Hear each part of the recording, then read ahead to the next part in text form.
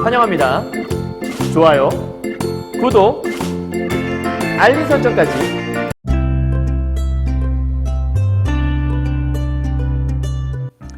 안녕하세요. 경화여고 2학년 학생 여러분, 그리고 전국에서 EBS 전국연합학력평가 올림포스 독서로 비문화를 공부하시는 학생 여러분 만나서 반갑습니다. 선생님은 세계 최강 국어쌤 조인수 선생님입니다. 자, 선생님이 오늘 강의를 찍게 된 거는요, 이번에 이제 2학년 학생들 기말고사 준비하면서 인문 5개, 사회 5개, 그다음에 과학, 기술 3개씩, 예술 파트 2개 이렇게 독서 지문이 있는데 인문 파트 5개는 이미 강의를 선생님 다 찍었더라고요, 예전에요. 그리고 사회 파트도 8번하고 10번은 예전에 찍어놨더라고요. 그래서 오늘 이렇게 6번 찍고 내일 7번하고 9번 찍고 그다음에 목요일쯤 해서 또 과학이랑 기술 이렇게 찍으면 어느 정도 시험 보기 전에는 여러분 조금 찍어서 올려드릴 수 있는 것도 올려드릴 수 있지 않을까 싶어서 준비를 하게 됐고요. 오늘 선생님이 감기 때문에 몸이 안 좋아서 많이 찍지를 못해갖고 오늘 한 개만 찍고 집에 가려고 지금 그래도 안 찍는 것보단 공부하는 데 좀 도움될 것 같아서 지금 준비를 했거든요. 오늘 준비한 거는 내용 증명의 이해라고 하는 사회 파트 6번째. 많이 어렵진 않았을 거예요. 근데 어떤 것들을 알고 넘어가면 좋을지, 그리고 이런 거 공부할 때는 어떻게 공부하는 게 좋을지를 체크하셔야 되고요.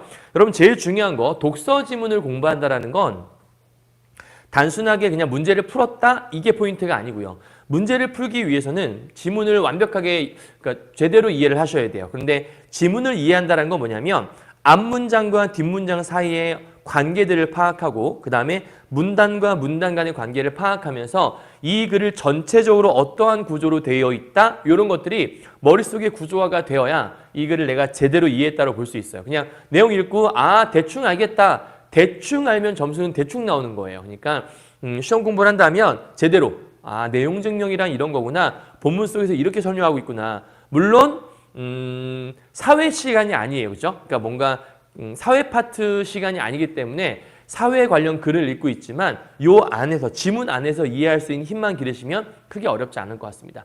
내용 증명이란 가끔 이런 식의 얘기해요. 내가 어떤 거에 대해서 내용 증명을 보냈어, 이렇게 얘기하거든요. 그러니까 내용 증명을 보낸다라는 게 무슨 말일까? 그걸 여러분이 체크하시면 될 것 같아요. 자, 우선 먼저 문제부터 확인하는 게 중요하니까 문제부터 한번 확인해 보도록 하죠. 27번 문제요. 문제부터 확인하는 거에 대해서 선생님들마다 말들이 많아요. 어떤 유튜브 보니까 문제부터 보는 건 되게 시간 낭비다, 이런 사람도 많이 있던데 개인적인 호불호라고 생각해요, 선생님은요. 그게 좋을 수도 있고요. 문제부터 보는 게 좋을 수도 있고, 문제가 아니라 본문을 꼼꼼하게 읽은 다음에 문제 푸는 게 좋을 수도 있고. 근데 선생님 같은 경우에는 실제로 문제를 읽지 않고 그냥 지문을 읽으면 사실 문제에서 뭘 풀어내야 될지 모르고 그냥 독서를 하는 거라면 본문을 읽으면 되죠. 그런데 문제에서 뭘 말하는지도 모르는데 그냥 막연하게 글을 읽는다는 건 사실 의미가 없지 않을까 싶은 생각이 들어서 일단 간단하게 자세하게 이해할 필요는 없어요. 그러니까 문제부터 읽으라고 해서 문제를 막 꼼꼼하게 파헤치고 이런 걸 얘기하는 게 아니라 어떤 거를 읽어내지? 대표적으로 1번 보시면 특정 제도의 특징과 기능을 구체적인 사례를 들어 소개하고 있다. 그러니까 시간이 없잖아요. 그러니까 빨리빨리 넘어가야 되니까 1번, 2번, 3번, 4번, 5번에 공통된 단어가 특정 제도에 대한 이야기. 그럼 이 글은 특정 제도가 들어있나 보다. 그리고 왜냐면 우리는 좀 전에 내용 증명의 이해라고 제목을 들었지만 사실 실제적으로 모의고사 문제를 풀거나 수능 시험에서는 제목이 나오지 않잖아요. 그죠? 그러니까 이런 문제들을 통해서 뭔가 특정 제도에 대한 게 나오나 보다. 그 다음 체크할 거는 1번이 맞으려면 사례가 나와야 돼요. 사례는 우리가 가령, 예를 들면 이런 말이 있으면 정답이 되겠죠. 2번. 순차적으로 서술하는데 발달 과정. 그러니까 보통 배경이 나오면 처음에 나올 거고 과정은 쭉 풀어나갈 거 아니에요. 그러니까 어떻게 발달해왔는지 이런 게 있는지만 살펴보면 될 거고. 3번째, 문제점과 한계를 다양한 측면에 고찰하고 있다는, 어떤 문제점이 있다. 그리고 그거로 인한 한계가 있는데 그 문제점과 한계에 대해서 막 파헤치고 있어. 그럼 답이 3번이겠죠. 다음 4번. 예상되는 장점과 단점이니까 제도를 실시했을 때 좋은 점은 이런 거고 안 좋은 점은 이런 거야. 이런 걸 간단하게 여러분 체크만 하시면 될 것 같아요. 5번이요. 필요성을 언급한 다음에 속성을 유사한 대상에 빗대요. 보통 빗대면 대개는 직유법 같은 게 많이 나타나요. 또 은유법은 쉽게 찾기가 힘들기 때문에 보통은 직유법이 나타나거든요. 그래서 이렇게 간단하게 체크를 하고 그 다음 들어가는 게 좋다는 얘기죠. 그리고 28번 문제 보시면 답이 먼저 나와버렸는데 자, 28번 보시면 윗글의 내용과 일치하지 않는 것을 우리가 사실 확인 문제라고 할 수 있으니까, 그래서 사실 확인 문제도 꼼꼼하게 읽는 것보다는 1번 보세요. 5개 중에 4개는 맞다는 얘기잖아요. 내용 증명을 받은 수신인은 심리적 부담감을 느끼고 큰 문제 해결을 시도할 수 있다. 그러니까 우리가 흔히 이제 글을 읽을 때 이건 연습이 좀 필요한 건데 어떤 사람들은 이게 안 되는 친구도 있지만 연습을 하면 또 가능해요. 그리고 실제로 효과 본 친구들도 많이 있기 때문에 본인한테 맞으면 이 방법을 취하시면 되고요.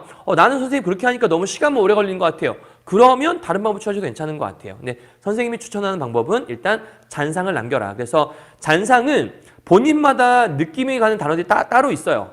그러니까 예를 들면 이 1번에서는 심리적 부담감 뭐 이런 단어들이 눈에 탁 띄는 단어들 선생님 보기에는 심리적 부담감 체크해놓고 글을 읽다가 아까 뭔가 심리적인 부담감 얘기 나오게 되면 와서 지우면 되죠. 그럼 글을 다 읽었을 때 본문을 한번 읽었을 때 다시 왔다 갔다 하지 않아도 지문을 다 읽었다면 이 문제가 풀려 있을 거예요. 생각보다 시간이 좀 줄일 수 있거든요. 다음 두 번째요. 방문 판매의 청약 철회를 요청하는 내용 증명의 효력은 서면을 발송한 날부터 발생한다. 그러니까 이게 조건이잖아요. 서면을 발송한 날부터 뭔가가 발생한대요. 그리고 특히 청약 철회란 말 나왔으니까 이따가 뭔가 청약 철회, 방문 판매 이런 게 나오게 되면 체크하면 될 것 같아요. 다음 3번이요. 내용 증명 발송 직후에 발신인이 이를 분실한 경우 그럼 분실했을 때 어떤 일이 벌어지는지 분실 얘기 나오면 체크해보고요. 네 번째. 같은 내용의 문서를 세부, 자 숫자 나오면 무조건 체크를 해요. 왜냐하면 이렇게 숫자를 줬다라는 건 본문 어디에 숫자가 있다는 얘기예요. 한 5번째, 계약을 철회할 수 있는 기간이 지난 후 법적 대응 과정에서 그러면 계약을 철회할 수 있는 기간이 지났다? 그럼 기한이 지나고 안 지나고에 대한 문제가 어딘가 있을 거예요. 그거만 체크하시면 될 것 같다는 생각이 들어요. 알겠죠?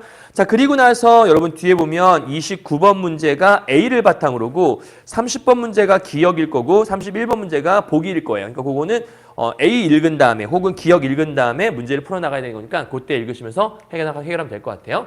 자, 갑시다. 답이 미리 나와버린 선생님이 지우다가 그걸 안 지우고 끝냈나 봐요. 자, 우선 이 글을 제대로 읽었다면, 이제 공부를 했다면 요게 여러분 이제 머릿속에 있어야 돼요. 그래서 글의 핵심 포인트를 정리하고 넘어갈 건데 잠깐 옆으로 좀 당길게요, 여러분. 이 정도 당기면 되지 않을까? 네, 갑시다. 첫 번째, 이 글 속에는 내용 증명의 정의와 기능이 써 있어요. 그러니까 여러분이 만약에 글을 읽었다면, 혹시 안 읽었다면 잠깐 스탑해놓고 읽어야 돼요.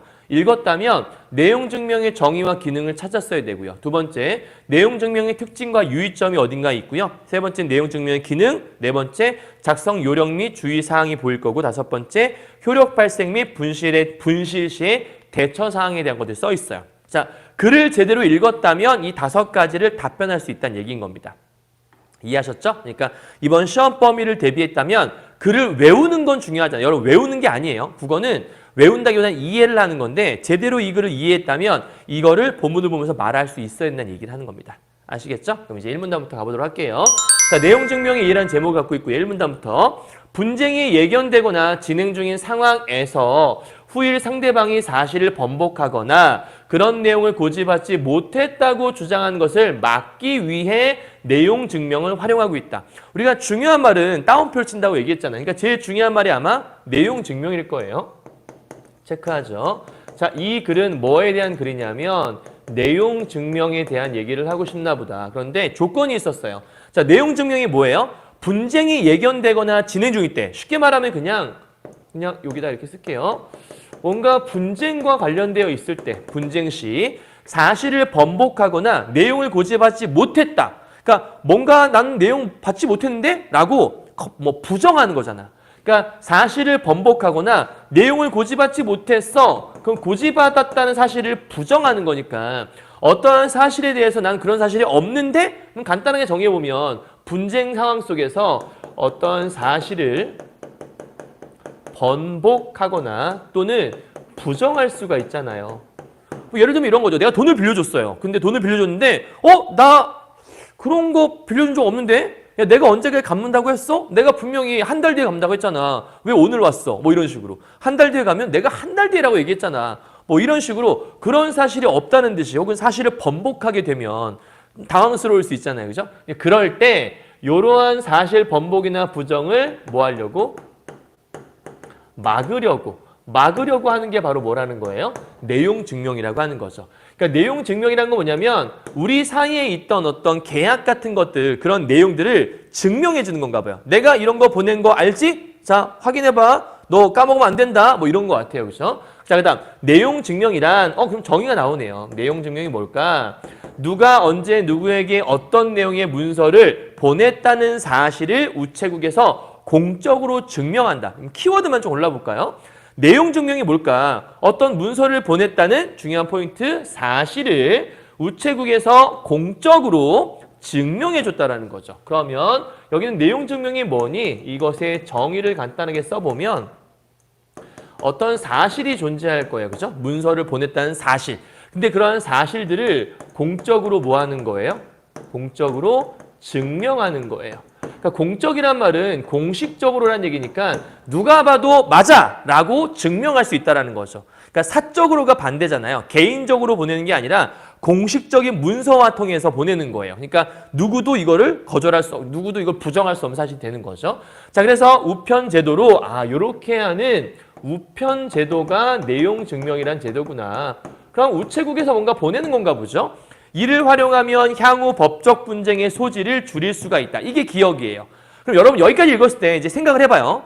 분쟁 상황 속에서 예견되거나 진행 중인 상황이 있었어. 근데 누군가가 사실을 번복하려고 그래? 나 그런 내용 받은 적 없어 라고 얘기해. 그럴 때 이러한 사실을 막기 위해서 내용 증명을 보낸다라는 거예요. 자, 이걸 보내면 어떤 일이 존재한대요? 이걸 보내면 내가 너한테 그런 문서 보냈지? 그 문서 보냈다는 사실 알지? 그 사실을 공적으로 증명해 주는 거죠. 그러니까 문서를 받았다는 사실이 증명이 된다면 그 문서를 받은 사람이 뭔가를 봤을 거 아니에요. 그죠? 그러니까 뭔가 받았다는 사실, 그 내용까지는 모르겠지만 보냈다는 사실을 증명해 주는 거고 이것이 법적 분쟁의 소지를 줄일 수 있다고 했으니까 법적 분쟁이 되었을 때 뭔가 소지를 줄일 수 있다? 그러면 뭔가의 증거물이 된다는 거잖아요. 어떤 증거? 법적인 증거예요. 공적인 거니까. 따라서 이 공적이란 말은 누구에게나 뭐 주관적이 아니라 객관적이다라는 말을 할 수 있을 것 같네요. 그죠?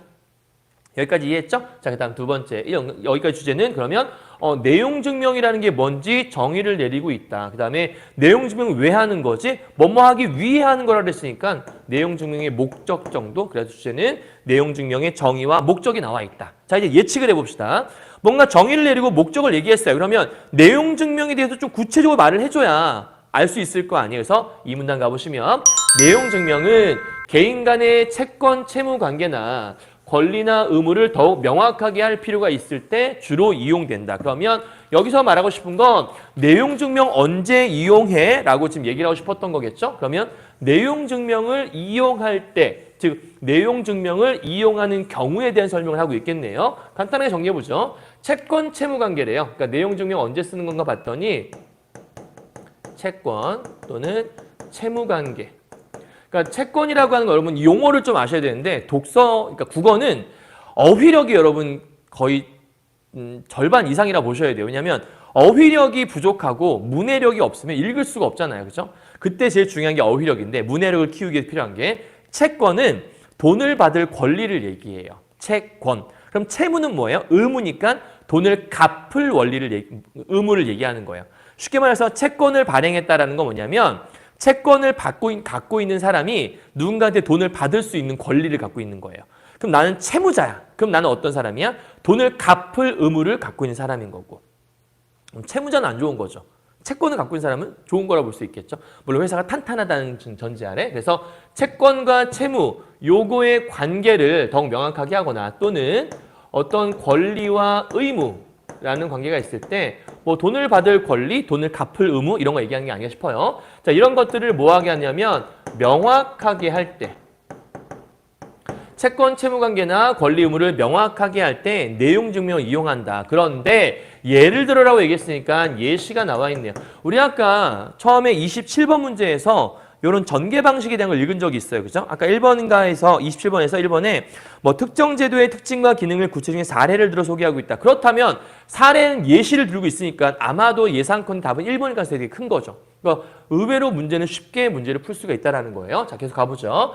방문 판매를 통해서 충동적으로 구입한 화장품이나 건강식품 등의 구매 계약을 철회 기간 내에 취소하고 싶을 때 그러니까 계약을 했어. 뭔가 구입했으니까 돈을 갚아야 되고 돈을 지불해야 될 거 아니에요. 그런데 취소하고 싶어. 그럼 돈을 지불해야 하는 의무를 취소하고 싶은 거겠죠. 그죠? 지불해야 하는 의무를 내가 취소하고 싶은 거야. 그럴 때 사용할 수 있다. 특히 판매자와 연락이 되지 않는 등의 사유로 계약을 철회할 수 있는 기간 내에, 그러니까 누군가 판매자와 연락이 돼야 나 이거 안 살 거예요, 다시 돈 돌려주세요라고 얘기할 수 있는데 이 사람이 연락이 안 되는 거야. 그러면 이건 먹튀잖아요. 그럴 때 철회할 수 있는 기간 내에 철회가 불가능한 경우에도 이런 제도를 이용할 수 있다는 거죠. 그러니까 어떤 사람이 그냥 숨어버렸어. 그래도 내용 증명을 보냄으로써 계약 기간 내, 그러니까 중요한 거는 철회할 수 있는 기간, 이게 중요해요, 여러분. 내라는 게 중요하죠.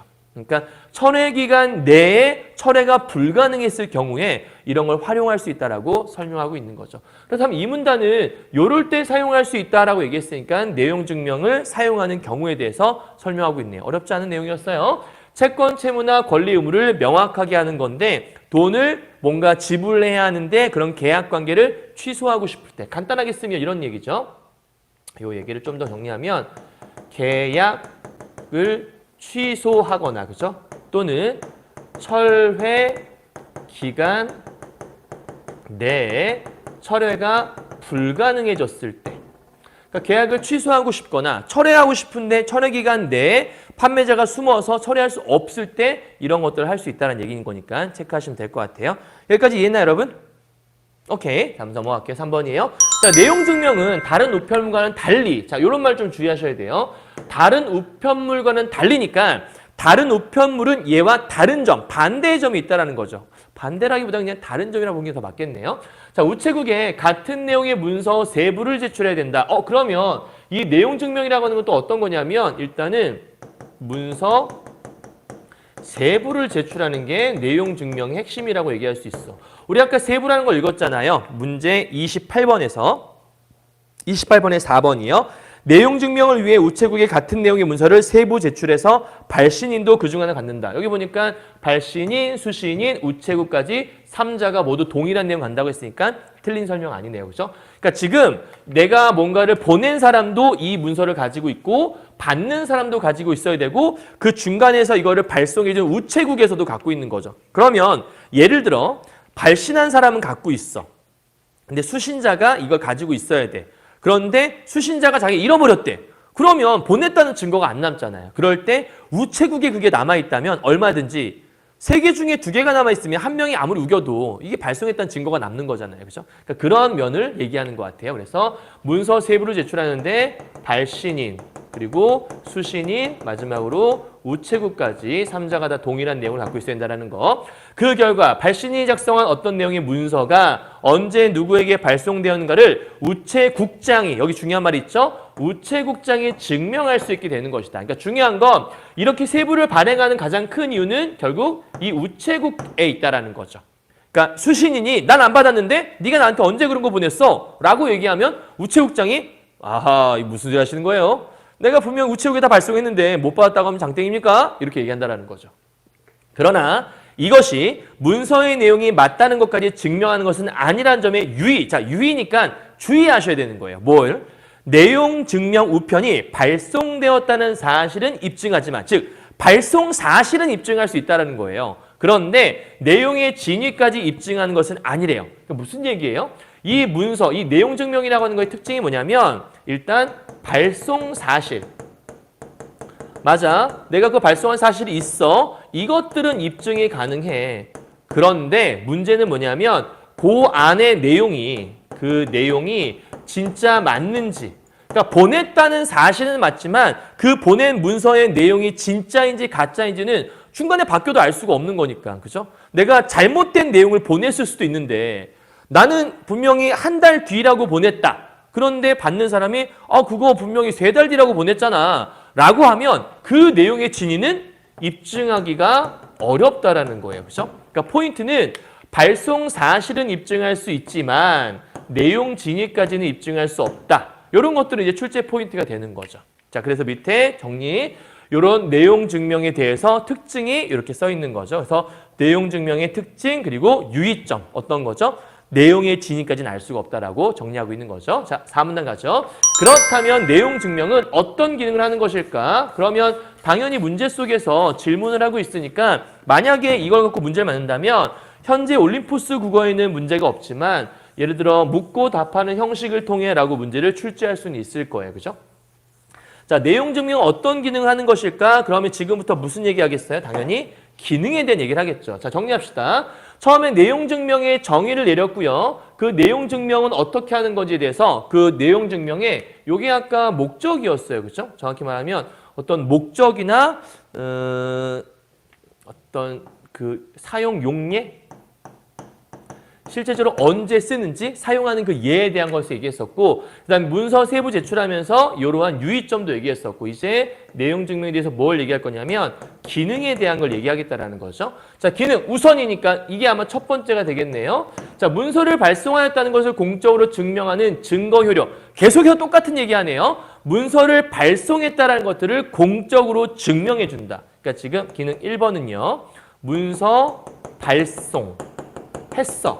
이 발송한 사실이죠. 정확히 말하면 발송 사실을 공적으로 뭐 한다고요? 증명해주는 뭐가 된다고요? 증거가 된다고요. 그렇죠? 오케이. 자, 만약 조건이네요. 법적 대응 과정에서 내용 증명을 제출한다면 상대방은 그와 같은 내용의 문서를 언제 받았다는 사실만큼은 문제 삼을 수 없다. 나 그거 받은 적 없는데? 웃기지 마. 분명히 받았잖아. 내가 보냈거든. 이렇게 얘기할 수 있다는 거죠. 그래서 발송 사실만큼은 반드시 증명할 수가 있어요. 단 안에 내용은 모르겠죠. 다음 두 번째, 다음으로 내용 증명은 상대방에게 심리적인 부담. 우리 아까 이거 읽었어요. 그죠? 28번에서 부담감. 어디 잠깐 보죠? 28번 1번. 내용 증명을 받은 수신인은 심리적 부담감을 느끼고 문제 해결 시도할 수 있다. 그쵸? 심리적 부담감. 자, 2번이네요.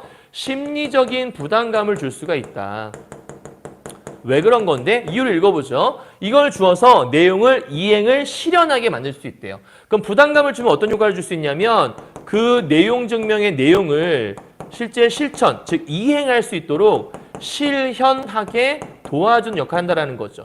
왜 그럴까? 밑에 보죠. 이유 나와요. 내용 증명을 보내는 사람이 추후 강력한 법적 대응을 이어갈 의지가 있음을 알리기 때문이다. 이게 이유가 될 것이고요. 이런 이유 때문에 요런 일이 벌어지는 거죠. 그러니까 요런 이유 때문에 요게 결과가 될 거예요. 그리고 요것도 결과가 되겠죠. 요것도. 정확히 말하면 내용 증명을 보내는 순간 내용 증명을 받은 사람은 심리적인 부담감을 갖게 돼요. 왜요? 이 사람이 뭔가 좀 강력한 법적 대응을 할 것 같은데 이런 부담감. 그러니까 그 부담감 때문에 뭔가를 이제 실현하게 된다는 거죠. 아, 빨리 해야겠다. 아, 빨리 갚아야겠다. 왜냐하면 나한테 독촉하는 느낌이 드는 거니까. 그렇죠? 그래서 뭔가 법적 대응을 할 의지가 있음을 보여주는 거다. 자, 예를 들어 또 나오네. 예시예요. A에게 돈을 빌린 B가 채무 이행을 독촉. 채무는 아까 뭐라 그랬죠? 돈을 갚으라는 거였죠. 갚을 의무예요. 그러니까 갚을 의무를 이행해라는 얘기는 빨리 돈 갚아! 이런 얘기잖아요. 이런 걸 독촉하는 내용 증명을 받으면 그러면 내용 증명은 뭐였어? 빨리 돈을 갚으라는 내용이야. 근데 이걸 받으면 B는 A가 이후에 법적 대응할 수 있다는 심리적 압박감을 받아. 나 감옥 가면 어떡하지? 이런 생각. 그래서 자발적으로 돈을 갚을 가능성이 있다는 것이다. 그러면 기능이 1, 2 두 가지 나왔으니까 여기 내용 증명의 기능, 문서 발송을 공적으로 증명할 수 있고 심리적인 부담감을 부여할 수 있다는 거. 자, 근데 또한이 나와요. 그럼 또한 이런 거다. 그러면 또한은 더하는 거잖아요. 그러니까 세 번째 기능이라고도 볼 수 있겠고 또는 다른 이야기라고 보셔도 괜찮긴 해요. 어쨌든 내용 증명은 그 자체만으로는 단순히 최고하는 것에 불과하지만 이라 되어 있는데 자, 최고한다. 이게 무슨 말일까? 여러분 책에 나와요. 최고가 다른 사람에게 일정한 행위를 할 것을 요구하는 통지. 너 이런 행위하도록 해 라고 요구하는 거다. 그러니까 이 자체만으로는 어떤 행위하라고 요구하는 것에 불과하긴 하지만 이것이 어떤 것까지 할 수 있냐면 여기 보니까 소멸시효를 중단시키는 역할을 한다는 거죠. 그럼 요 기능 또 하나가 뭐냐면 내용 증명은 소멸시효를 중단할 수가 있어요. 그죠? 세 번째는 중단까지 가능해요. 그러면 어떻게 이걸 중단시키는 거지? 궁금하니까 보도록 할게요. 채권은 뭐죠? 돈을 받을 권리라고 얘기했죠. 받을 권리에는 소멸시효가 있기 때문에 제때 권리 행사를 하지 않으면, 즉 제때 돈을 받지 않으면 이런 얘기죠. 소멸시효가 만료돼요. 소멸시효가 만료되는 건 뭐겠어요? 당연히 받을 수 있는 그 시간이 끝났다는 얘기죠. 기간이 지났다. 이건 기간 후라는 말로 바꿔볼까요? 기간 후가 되면 그 권리가 소멸된다. 그러니까 제때 권리 행사하지 않았어? 그러면 소멸시효가 만료되겠네. 그 결과 권리는 소멸될 수밖에 없다. 좀 쉽게 설명하면 기간 내에 돈 꼭 받아라 이런 얘기죠. 그런데 문제는 소멸시효가 만료될 무렵까지 채무이행이 이루어지지 않고 있다면 이라는 조건이에요.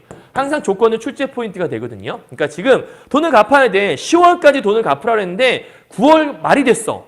거의 다 돈을 갚을 때가 됐는데 얘가 돈을 안 갚는 거야. 그러면 채권자는 소멸시효가 더 이상 진행되지 못하도록 중단시켜야 되겠죠. 당연하죠. 왜냐하면 시간이 지나버리면 돈을 못 받으니까 중단시켜야 될 거 아니에요.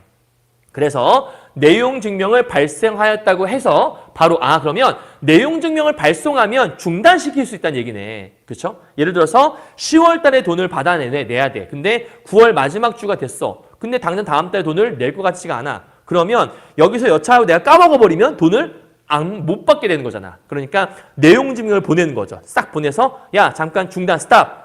10월달 말고 좀 더 기한 연장해야겠어. 이렇게 조금 스탑시키는 거예요. 그런데 무조건 되는 게 아니라 내용 증명을 보낸 날짜로부터 6개월 이내에 청구나 압류, 가압류, 가처분 이런 걸 해야지만 조건이 있네요. 소멸시효가 중단될 수 있긴 한데 여기에 조건이 하나 붙어. 뭔데? 기한 내에 청구나 압류, 가압류 간단하게 하나만 쓸까요? 이런 것들을 했을 때 그러니까 지금 뭔가 그 내용 증명을 보내고 난 다음에 내용 증명을 보낸 날짜로부터 6개월 이내에 그죠? 여기다 정확히 쓸까요? 기한이라고 하는 건 6개월 내라고 얘기했어요. 그래서 6개월 내에 가압류나 혹은 청구 이런 것들을 했을 때 그 소멸시효가 중단될 수 있다는 거예요. 그러니까 한마디로 내용 증명만 딱 보내놓고 가만히 있으면 중단되나? 아니라는 거죠. 이게 조건이니까 되게 중요한 거예요. 별표. 자, 이러한 법적 대응을 하게 되면 해당 사안의 소멸시효가 내용 증명을 보낸 시점에 중단되는 효력이 발생할 수 있다. 그럼 이 조건은 뭐죠? 방금 얘기했던 것처럼 내용 증명 보내고 6개월 이내에 이런 그 가압류나 압류 같은 것들을 청구했을 때 일단 중단이 돼요. 그럼 중단되면 이제 한 달밖에 안 남았잖아. 아까 예를 들면 10월에 돈을 갚아야 되는데 9월까지였어. 그리고 원래 내가 돈을 갚을 기한이 3년이 있었어. 근데 2년 11개월 동안 안 갚았던 거야. 근데 여기 보면 그때까지 경과한 소멸시효의 기한은 무효가 된대요. 그러니까 요거를 한 달을 계속 연장하는 게 아니고 지금 여기까지 소멸시한이 있었을 거 아니야. 그게 완전 무효가 되고 중단 사유가 종료된 때부터 소멸시효가 새롭게 시작된다. 그러니까 이제 기한을 다시 설정한다는 얘기인 것 같아요. 그렇죠? 그러니까 남는 기간만큼만 추가되는 게 아니라 완전히 취소되고 새롭게 기한이 설정되는 거다라고 설명하고 있네요. 그래서 중단된 효력이 발생하게 되면 중단이 되면 그때까지 경과한 소멸 기효의 시간은 무효가 되고 그러니까 그동안 내가 뭐 2년 11개월 동안 안 갚았다라는 건 무효가 돼. 그리고 중단 사유가 종료된 때부터 소멸시효가 다시 3년이 또 시작된다. 뭐 이렇게 지금 얘기를 하고 있는 것 같아요. 자, 그럼 내용 증명의 기능 2인데 소멸시효 중단 기능이 있다라고 얘기하고 있네요. 물론 뭐 역할이라고 해도 괜찮을 것 같기도 하고요. 자, 여기까지가 5문단 얘기였어요. 그러면 지금 현재 28번의 1번과 4번은 지운 상태예요. 자, 계속 갑시다. 자, 6문단입니다. A네요. 자, A 나왔으니까 이게 아마 여러분 책에서 29번 문제 푸는데 아마 활용이 되는 것 같아요. 자, 내용 증명 작성할 때 정해진 양식이 있는 것은 아니지만 특정 일에 특정 내용을 전달했다는 증거가 되므로 발신인, 수신인, 제목, 본문, 날짜 등이 순서대로 포함되어야 한다. 그러면 이 5개가 포함된다고 했으니까 각각 이렇게 표시가 되어 있는 것들이죠. 그래서 발신인과 수신인 주소와 이름은 반드시 봉투 겉면에 작성한 주소 이름과 일치해야 된다. 간단한 내용이네요. 일단 여기까지 이렇게 정리해 놓고요. 이제 내용 증명을 할 때 내용 증명을 뭐 하는 거냐면 작성하는 요령을 설명하는 것 같아요. 그렇죠? 그래서 내용 증명 어떻게 작성할 건데 첫 번째 발신인하고 그다음에 수신인이 있을 때 이 발신인과 수신인의 주소와 이름이 있을 거 아니에요? 이 주소와 이름이 반드시 봉투 겉면에 어떤 주소와 이름이 써 있을 거잖아요. 그래서 봉투 겉면에 주소와 이름하고 일치해야 된다라고 얘기하는 거죠. 그러니까 내용 증명에 들어있는 발신인과 수신인의 주소와 이름이 봉투 겉면하고 일치해야 돼요. 다음 두 번째, 제목은요. 내용 증명의 구체적인 목적, 간단하게 하면 적죠. 두 번째, 제목란은 어떻게 해야 돼? 구체적인 내용이 적혀 있어야 돼. 그렇죠? 구체적인 목적을 적어야만 해요. 다음 세 번째, 본문 같은 경우에는 뭘 적어야 되나 봤더니 본문은 객관적인 사실관계와 요구사항. 그러니까 본문은 객관적인 사실관계 그리고 또 하나가 요구사항. 어떤 것들을 내가 요구하는지. 그러니까 2번과 3번 좀 비슷해요. 그죠? 구체적인 뭔가를 요구하고 있으니까. 다음 네 번째 날짜 같은 경우에는 뭘 적나 봤더니 날짜. 얘는 발송 날짜를 적네요. 자, 중요한 거는 언제 발송했다라는 그 발송 날짜를 적는 것 같아요. 자, 그리고 나서 밑에 작성하면서 글자나 기호를 정정, 삽입 또는 삭제할 때에는 반드시 정정, 삽입, 삭제라는 문자 및 수정한 글자 수까지. 그러니까 지금 문자뿐만 아니라 다섯 번째 어디다 쓸까요? 다섯 번째 수정할 때에는 뭘 하냐면 글자 수하고 그 다음에 문자를 모두 다 기록을 한다라는 거. 이게 좀 독특한 특징이네요. 그리고 나서 발송의 도장 또는 지장을 찍거나 서명해야 돼요. 그러니까 수정을 했으니까 도장을 찍거나 혹은 서명을 통해서 수정을 하는 거죠. 그럼 예를 들면 이런 거예요. 학교에서도 그런 거 많이 하거든요. 예를 들면 인수라고 쓰는데 인수라고 안 쓰고 0이라고 쓸 거였어. 그러면 여기다가 이렇게 두 줄 그어요. 그리고 도장을 쾅 찍고 밑에다가 영희 이렇게 쓰거든요. 뭐 이런 거 얘기하는 게 아닌가 싶네요. 자, 그러면 6문단의 주제는요. 내용 증명의 작성 요령 및 주의사항이 적혀 있다라고 얘기할 수 있습니다. 이해하셨죠? 자, 그러면 요 내용 갖고서 문제 몇 번 푸는 거냐면 29번 문제 푸는 거거든요.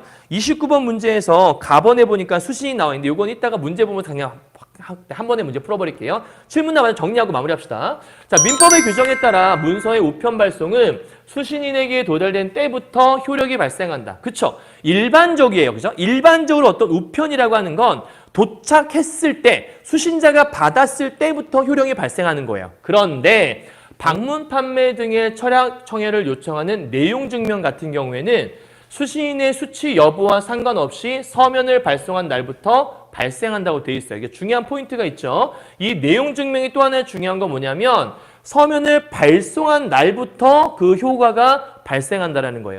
일반적인 서류는 받았을 때 효력이 발생하는데 얘 같은 경우에는 그게 아니라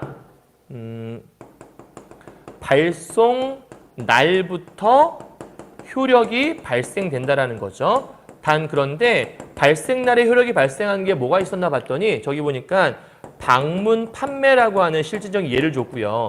방문 판매 등을 청약을 철회하는 요런 거라고 얘기했었죠. 근데 우리 아까 청약 철회에 대한 거 읽은 적 있거든요. 어디였었냐면 28번에서 요게 2번이었던 것 같아요. 방문 판매 청약 철회를 요청하는 내용 증명의 효력은 서면 발송한 날부터 발생한다. 방금 얘기했지만 발송한 날부터 발생하는 거니까 지울 수 있죠. 그래서 28번에 2번도 지워요. 그럼 28번에 1번, 2번, 4번 지웠고 아마 3번과 5번 남은 것 같네요. 자, 마무리합시다. 내용 증명으로 발생한 우편물은 3년간 우체국에서 보관한다. 발신인이나 수신인이 이를 분실한 경우. 자, 분실 경우가 나오네요. 마지막이에요.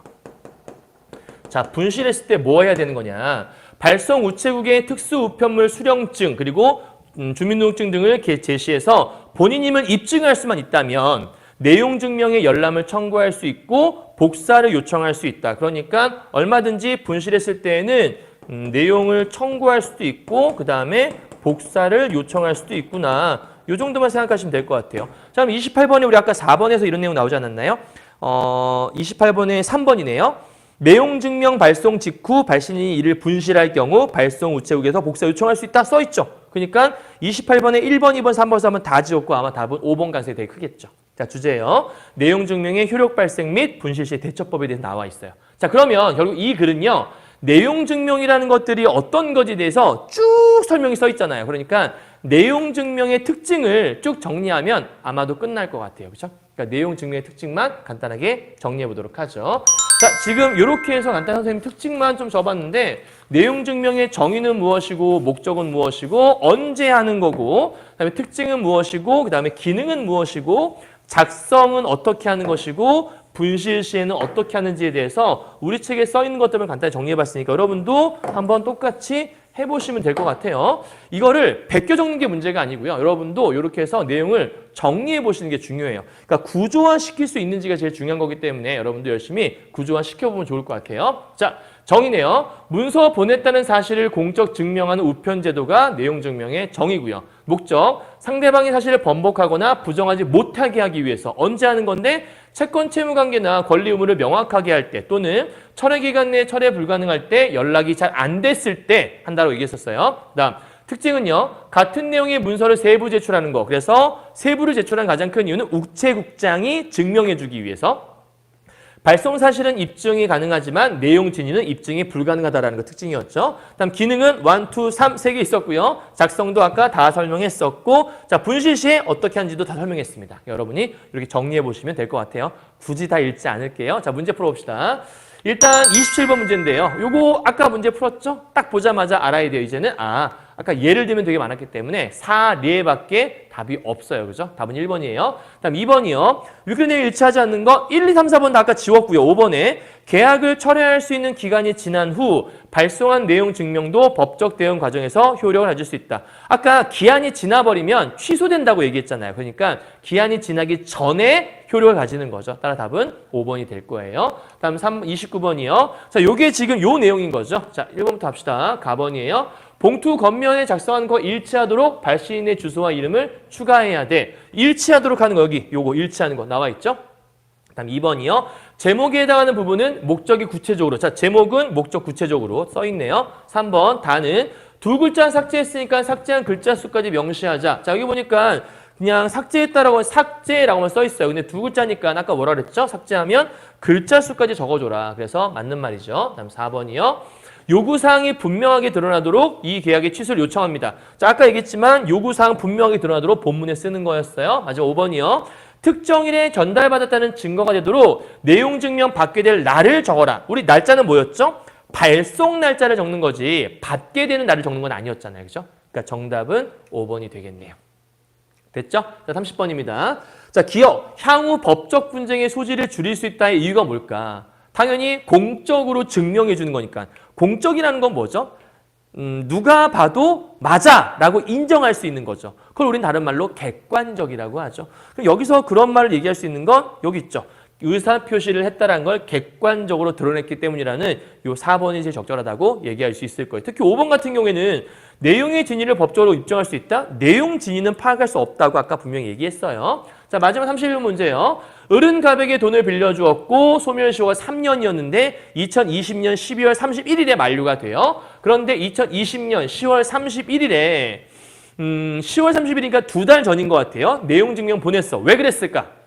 돈을 아직 안 갚으니까 불안하잖아. 그래서 내용 증명을 보냈을 거야. 아마 보낸 이유는 뭐겠어요? 빨리빨리 갚아라는 어떤 압박감을 주기 위한 거겠죠. 1번이요. 의리가백의 내용 증명을 보낸 궁극적인 목적은 소멸시효 만료를 알리기 위해서. 너무 친절하네요. 자, 이때 갚아야 된다. 알고 있어. 이런 건가요? 단순하게 알리기 위한 게 아니라 압박감을 주기 위한 거죠. 적절하지 않아요. 그렇죠? 2번이요.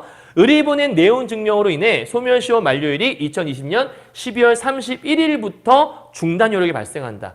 일단은 아까 중단 효력이라고 하는 건 이 내용 증명 보낸 날로부터 증명되는 거였잖아. 그럼 보낸 날이 언제냐면 10월 31일이잖아. 그러면 요때부터 중단 효력은 아니겠죠. 더군다나 내용 증명 중단이 되려면 아까 조건이 있었어요. 그죠? 그 조건도 있었어야 돼요. 아까 뭐였냐면 이런 거 압류 같은 것들을 보냈다는 전제가 깔려야 되죠. 아니에요. 3번. 의리 내용 증명을 소멸시효 만료 2개월 전에 보냈기 때문에 중단 사유 종료 후에 2개월 연장된다. 아까 뭐라 그랬죠?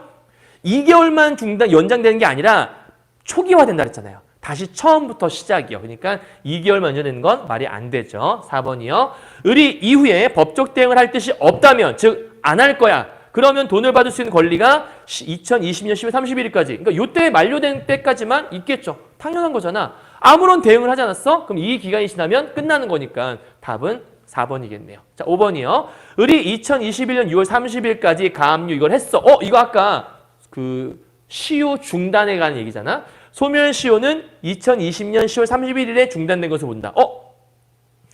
2021년 6월 30일까지 이거를 조치를 한다? 근데 아까 뭐라 그랬지? 소멸시효는 일단 내용 증명하고 나서 6개월 이내에 한다 그랬잖아.